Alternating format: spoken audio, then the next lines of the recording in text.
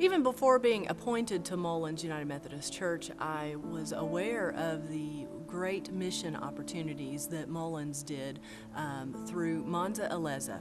That is a jewelry making ministry that they began about 10 years ago when some of the ladies wanted to try and build a school for a village in Africa, specifically Sechebea in Zambia. I happened upon them at annual conference one year when I saw this beautiful jewelry and went to that booth and asked what was going on, and so they shared their story. In the last 10 years, Manza Aleza has been able to raise over $100,000. With that money, they've been able to add 3 additional rooms to a school, which has been able to add anywhere from 3 to 4 times as many students who are now able to be educated. We have even been able to allow some students to go on for further education and support them to do that. And one student in particular, her name is Mukanyanga. We supported her throughout undergraduate school and graduate school. And last summer, she got married. And she invited one of our main ladies with the Manza Aleza ministry because they had formed such a bond in the last 10 years. As a result, Debbie went to the wedding in Zambia and said, since I'm going, I might as well lead a mission team. 9 of us went to Zambia this summer and were able to go to Sechebea and see the school that has been built. The money was raised by us, and the villagers did all the labor, made the bricks on their own land, and were able to put the school together. It is beautiful.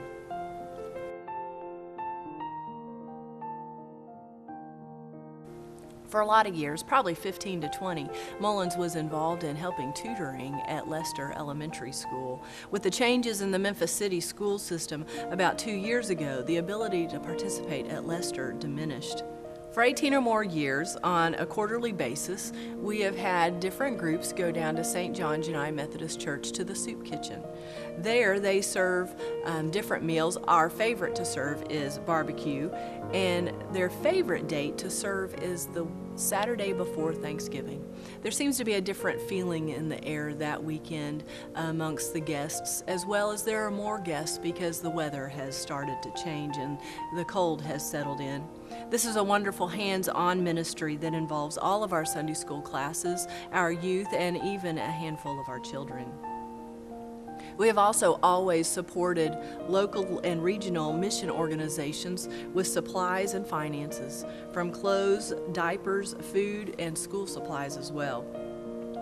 Those organizations range from the United Methodist Neighborhood Centers, which is on Walnut Grove down the street from us, Reelfoot Rural Ministries, which is in Obion County, one of the poorest counties in the United States. The Memphis Food Bank, Hannah's Hope Adoption Services, Golden Cross, Wesley Senior Ministries, and many others are supported. Mullins has also always been active regionally in providing supplies for the United Methodist Committee on Relief. Each year, the United Methodist women gather all the things needed to create health kits, and they are able to send between 50 and 75 of those down every summer. And when we have natural disasters such as hurricanes and tornadoes, oftentimes we will put together flood buckets to be sent to UMCOR. A number of stars aligned at the right time. First, we have been trying to faithfully live out of our mission statement here at Mullins, which states we are the hands and feet of Jesus by caring for our church and embracing our diverse community, i.e. our neighborhood, through dedicated service, study, worship, and witness. Then the Nashville area of the United Methodist Church came out with their mission statement, which only reinforces ours. It states, the mission of the Memphis and Tennessee conferences is to discover, equip, connect, and send lay and clergy leaders who shape congregations that offer Jesus Christ to a hurting world, one neighborhood at a time. We have defined our neighborhood as the following in East Memphis. It is Perkins to I-240 and Summer to Poplar. Many of the goals and values of the Nashville area mission state things like this about neighborhoods. Number 1, we will establish relationships in neighborhoods and engage in meaningful witness. Number 2, we will seek revival in the neighborhoods. through the sharing of word and deed. Both of these speak directly to one of our own Mullins goals: reach out and connect with our community and surrounding neighbors, earning their trust as a vital community presence. Our bishop, Bill McAlilly, has been saying that each of our churches have got to reclaim their very own neighborhoods. He says this in every speech he gives, every sermon, every letter he writes. And then, the bishop's wife, Lynn McAlilly, has also started a new initiative to promote adopting a school to help break the cycle of illiteracy. Our church was invited by our district superintendent to explore a program called Project Transformation, which would be a summer program working with at-risk children in our very own neighborhood, specifically in the area of literacy.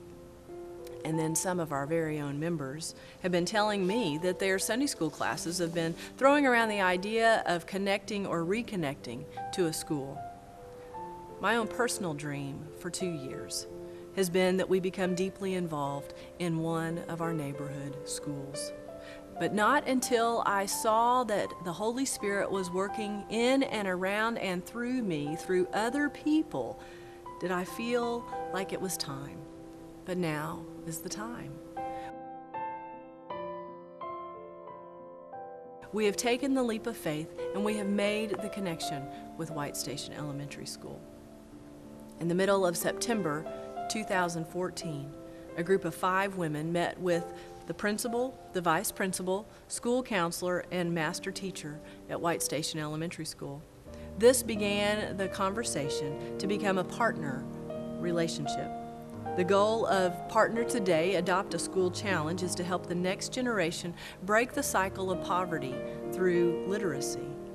Our Adopt a School ceremony was just held December 11th. This is just the beginning of Mullins' finding ways to bless the teachers, faculty, staff, and children at White Station. In working so closely with the school, we will also begin to determine what some of the deeper needs are in our immediate community. Do we have a large number of grandparents raising their grandchildren? They deal with a totally different set of issues. What about single parents? Are they finding the support that they need? And what types of health care are our families receiving? The list of potential areas that we might step into is endless. We want to be open to where God might be leading us to be a blessing to the community. After establishing a church-school partnership with White Station, the principal, teachers, guidance counselors, and our volunteers will be perfectly situated to make referrals of young people in need of attending a summer program like Project Transformation. This is one that we dream to begin in the summer of 2016. Through Project Transformation, again, the levels have been shown to increase, or at least not decrease, in literacy over the summer.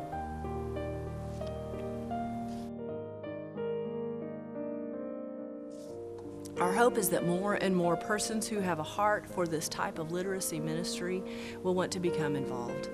We talked about how the Holy Spirit has been nudging Mullins towards a transformational ministry that will enable us to reach out to our neighbors. It has become more and more obvious to all of us here that the Holy Spirit is definitely knocking at our doors with what we believe is God's dream for the transformation of our neighborhood and our congregation. You will hear it said a lot around this place that we at Mullins want to offer Christ to a hurting world, one neighborhood and village at a time. We do this as we reach out to both our neighborhood school, White Station, and our sister school halfway around the world, Suddarth, Zambia.